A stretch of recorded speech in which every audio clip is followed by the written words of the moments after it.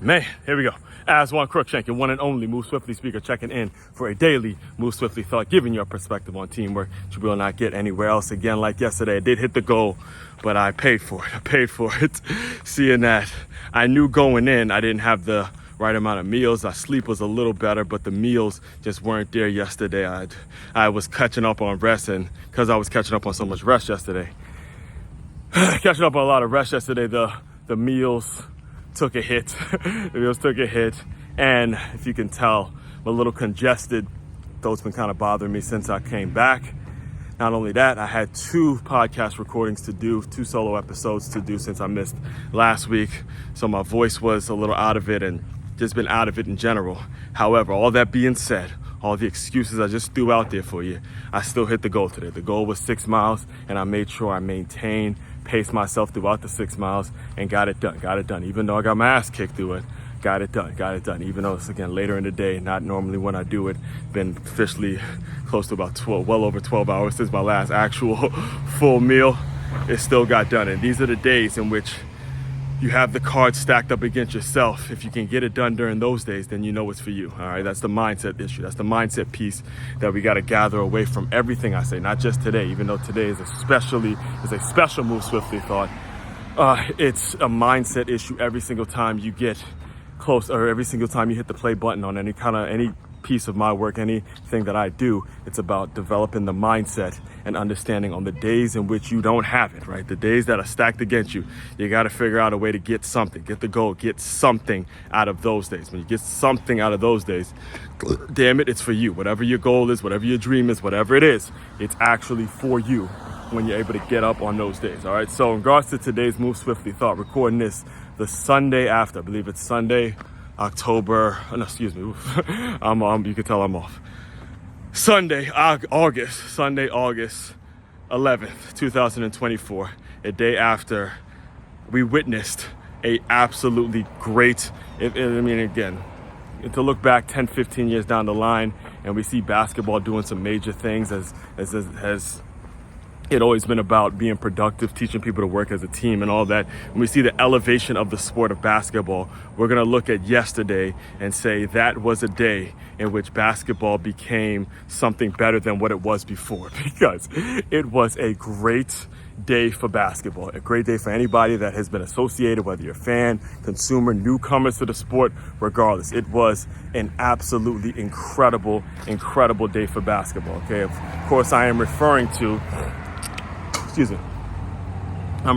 the fact that the USA officially brought home the gold yesterday in a absolutely dramatic fashion in a win against France, and on France's home court. Understand how much it would have meant for France to come away with this victory, knowing that the Olympics are in Paris. They got the future of basketball. Victor Wembanyama decided to play for them. He's been dubbed as the face, as the next man up. He's playing there. He wants it more than anyone. He's getting emotional, just playing in front of his hometown, all that kind of stuff. And it was a great display of basketball in terms of what the sport has been, how the sport has grown, and what it can do in terms of molding men. Understand, regardless of the game, regardless of how the outcome of the game was, I want to just give you a picture, a huge setup of what the whole thing was all about. You had obviously Team USA, right? You had obviously the Bronze, the KDs, the Stephs who went absolutely went off like a madman with Steph Curry. But behind the scenes, the future of the sport, the future of the game in regards to how the game plays out. The day or 2 days before, they took on Serbia, and the Joker, the MVP, right? MVP of the entire NBA, was the star of that team, and it was a close game there. And then you had the future of the league, Victor Wembanyama, like I mentioned, who was playing for his hometown. And then you had Melo, basketball royalty, Melo, Stephon Marbury, Scottie Pippen.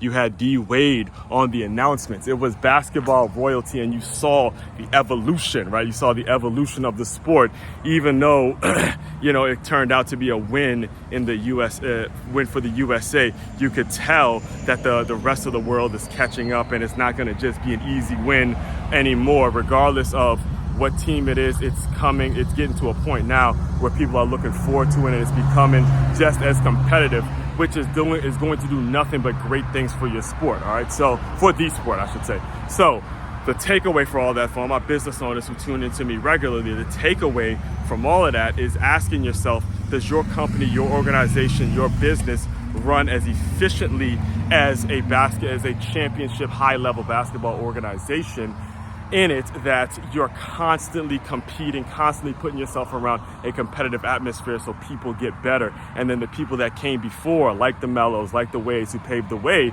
right? Are you molding men? Are you making it so they're building something in which they can come back years from now, look at what they built, see something that's significant in which they built, and, you know, just be a part of laying the groundwork and the framework to build something special and leave something better than you had it. That's your role as a business owner, all right? You have to make sure the revenue is continuously being generated, and you got to make sure it's being generated in a way in which the young people, the younger cats coming up behind you can, you know, pick it up where you left off and leave and make it better than you left it, or leave it better than you had it. And then you have to be teaching the mindset issue. In all of this, again, it has to be in a one full swoop, right? The mindset issue in terms of when people take the court, when they take their job, or they do whatever it is they do for work, they have to have the mindset of, all right, I'm going to leave this better than I had it. All right. Understand Stephen Curry's reaction to the whole thing was genuine. It was genuine. You're talking about a guy who has accomplished absolutely everything he could accomplish as a basketball player.